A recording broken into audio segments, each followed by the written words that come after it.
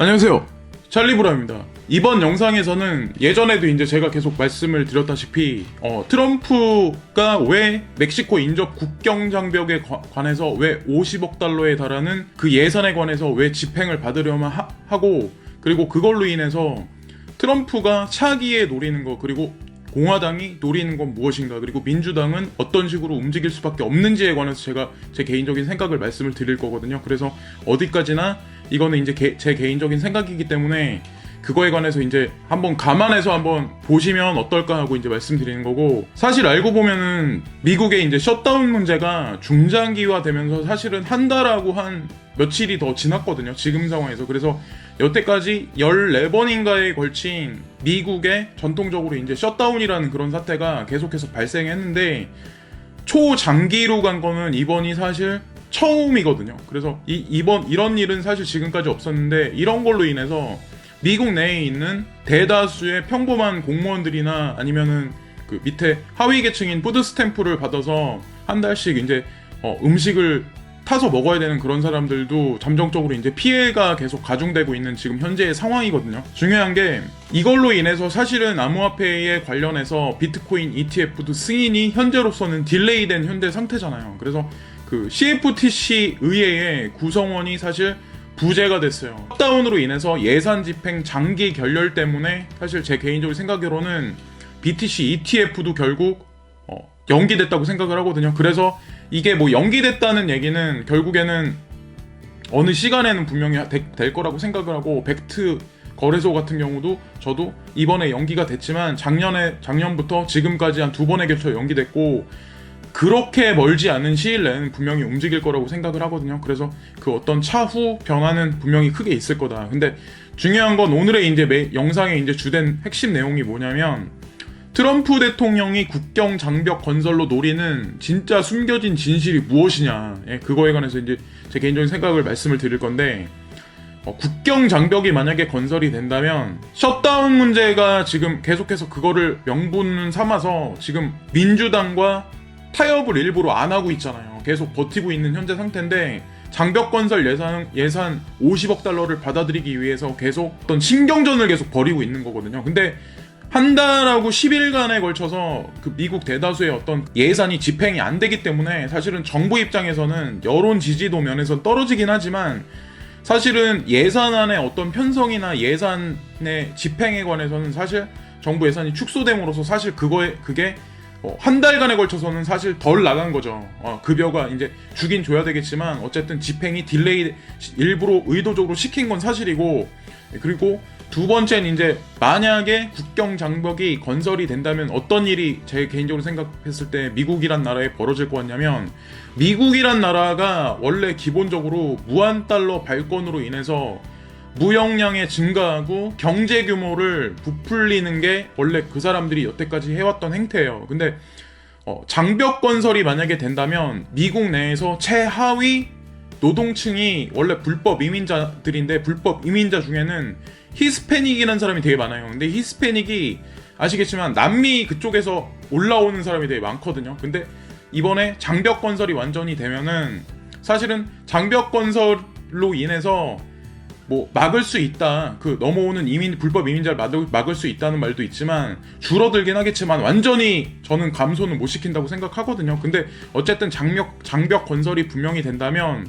난민 기반의 히스패닉이 아마 축소될 확률이 되게 높다는 거죠. 그리고 만약에 그게 그런 불법 노동자가 이제 축소가 된다면 미국 내의 소비층이 대폭으로 마찬가지로 그러니까 축소될 확률이 되게 높다는 거죠. 그러면 결국에는 생산 소비 면에서 경제 규모 면이 사실은 별것도 아니게 생각하지만 불법 이민 노동자들이 차지하는 부분도 상당하다고 생각을 하거든요. 미국 내에서 한 가지 영역을 차지하는 거 있어서. 근데 그런 식으로 되지 않을까라는 생각을 하고, 기존에 이제 히스패닉 등의 불법 이민 노동자들에 관해서 이제 공화당하고 민주당이 사실은 미국 정부에서는 여태까지 그거를 묵인하고 용인했거든요. 한국도 마찬가지로 비유를 하자면 조선족 불법 이민 노동자들, 그러니까 그런 사람들이나 아니면 해외에서 온 불법 노동자들이 일을 하는 것을 제가 개인적으로 생각했을 때는 어느 정도는 한국 정부에서도 눈 감아주고 용인한다고 생각을 하거든요. 왜냐하면 그런 분들이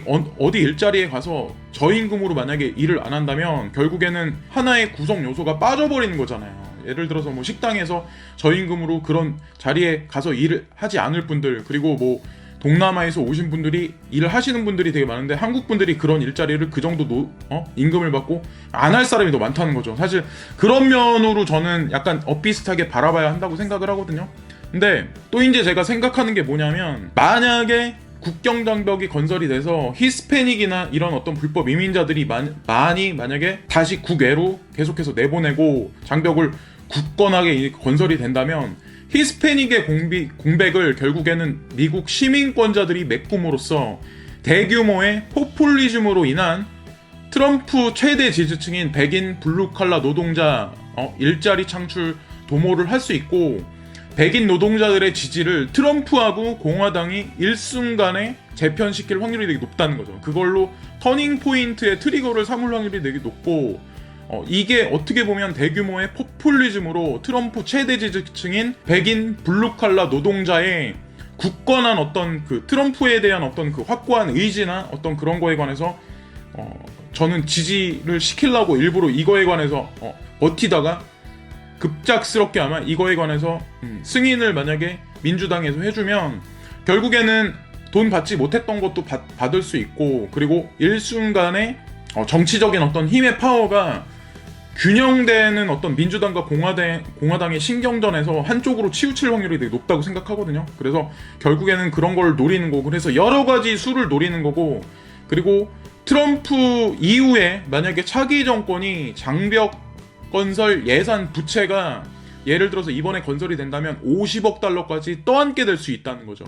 결국에는. 그러니까 이거를 만약에 지금도 미국이라는 나라가 부채가 많고 전 세계가 부채가 많지만 미국이라는 나라가 전 세계에서 가장 많거든요. 사실은 달러라는 어떤 종이짝을 계속 찍어내서 전 세계 수출함으로써 사실은 지금은 양적 완화를 축소하고 중단한 상태이긴 하지만 어쨌건 장병 예산의 집행에 관한 거는 미국으로서는 되게 많이 큰 예산이거든요. 그래서 그거에 관해서 차기 정권한테 떠넘겨서 그게 시한폭탄으로 작용할 수 있다. 그래서 그거에 관한 것도 하나 노림수가 있는 것 같고, 그게 만약에 트리거로 발생하는 거는 추후에 2020년 미국 경제에 커다란 문제의 트리거로 작용할 확률이 되게 높다는 거죠. 제가 봤을 때는 그런 걸로 아마 작용할 확률이 되게 높고, 민주당은 의외로 지금 만약에 이런 흐름으로 간다면 결국에는 이 예산에 관해서 사인을 하고 서로 이제 승인을 해주고 서로 악수를 하잖아요. 공화당하고 민주당하고. 그러면 결국에는 전체적인 어떤 흐름이 미국 내의 정치적인 어떤 그 분위기는 결국에는 민주당이 좀 약간 불리한 쪽으로 치우칠 수밖에 없거든요. 트럼프는 수세에 몰리다가 갑자기 어떻게 보면 시민들한테 적극 지지받을 확률이 되게 높고, 일자리 창출이라든가 불법 이민자에 관해서 차단한다. 그래서 나는 미국 시민권자를 굳건하게 끝까지 보호할 거다. 뭐 어떤 이런 이미지를 분명히 심어주겠죠, 대중들한테. 근데 그런 식으로 할 것 같고, 그리고 민주당이 장벽 건설비에서 만약에 양보를 하면, 그리고 그것은 트럼프의 정치적 승리가 되어서 뒤틀린 상태를 뛰어넘어서 향후에 의회 대책이 앞으로는 회의에 있어서 공화당하고 민주당의 어떤 그 실갱이 면에서 공화당이 전적으로 약간 우세할 확률이 높다는 거죠. 왜냐면 시민들이 지지할 확률이 지금은 아니지만 그런 어떤 그 트리거를 발생시킬 확률이 높다는 거죠. 이번 이 사건을 계기로 해서. 그래서 그게 트럼프와 민주당의, 그럼에도 불구하고 사실은 차후에도 이제 트럼프하고 민주당의 어떤 그 정치적인 분쟁이나 소란 같은 어떤 그런 거는 앞으로도 계속 빈번하긴 하겠지만, 어쨌건 가장 큰 어떤 문제 같은 경우는 이 장병 예산을 명분 삼아서 트럼프가 일부러 민주당을 지금 멱살을 잡고 들었다 놨다 하는 거거든. 사실은 그런 관점으로 봐야 되지 않을까라고 저는 이제 개인적으로 생각을 하는 거죠. 물론 이게 어디까지나 제가 말씀드린 게 제 어떤 전체적인 흐름이 제 개인적인 생각이긴 하지만, 뭐 암호화폐와 관련 없다 이렇게 말씀하시는 분도 있겠지만, 끝으로 말씀드리고 싶은 게 뭐냐면, 미국에서 전 세계에 수출했던 달러에 관한 어떤 그런 것도 본국으로 계속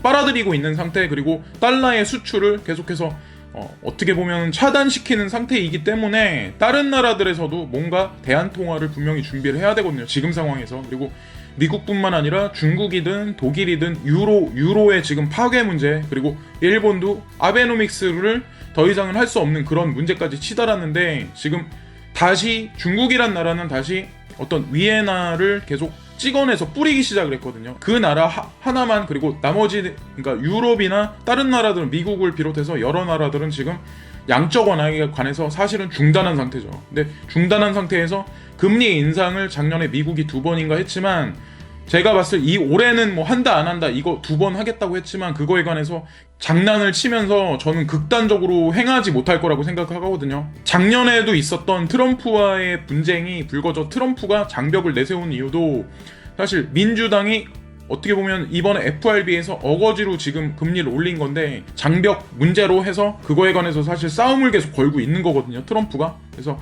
그런 식으로 바라봐야 되지 않을까. 근데 전체적으로 끝으로 말씀드리면, 전체적인 어떤 그런 맥락은 크게 보면 뭐냐면, 전 세계에서 남미에 관한 장벽 건설도 보면은 경제 면이나 아니면은 뭐 사람이 오가는 거에 관해서도 사실 축소해서 미국이란 나라 자체 이민자를, 불법 이민자에 추방하고 그런 거하고 연관을 본다면, 중장기적으로 봤을 때 미국이란 나라의 경제 규모를 사실 축소시키고 있는 단계라고 봐야 되거든요. 그래서 어쩌면 이게 중장기적인 관점에서 패권의 어떤 그런 거에 관해서도 약간 뒤로 한 발 물러놓는 관점이 아닐까라고 저는 그렇게 접근을 합니다. 시세가 요즘에 되게 재미없고, 그래서 뭐 저도 이런 영상을 찍고 하지만, 이런 영상도 또한 저는 뭐 비트코인, 이더리움, 뭐 ETF가 어쩌느니 이런 거 말고도 또 중요하다고 생각을 하거든요. 끝까지 시청을 해주셔서 진심으로 감사드리고, 항상 구독해주시는 분들, 그리고 저를 이제 애청해주시는 분들께 진심으로 감사드리고, 구독을 안 눌러주신 분들은 구독을 눌러줬으면 진심으로 감사드리겠습니다.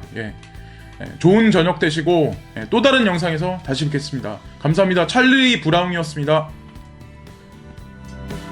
It's Charlie's World.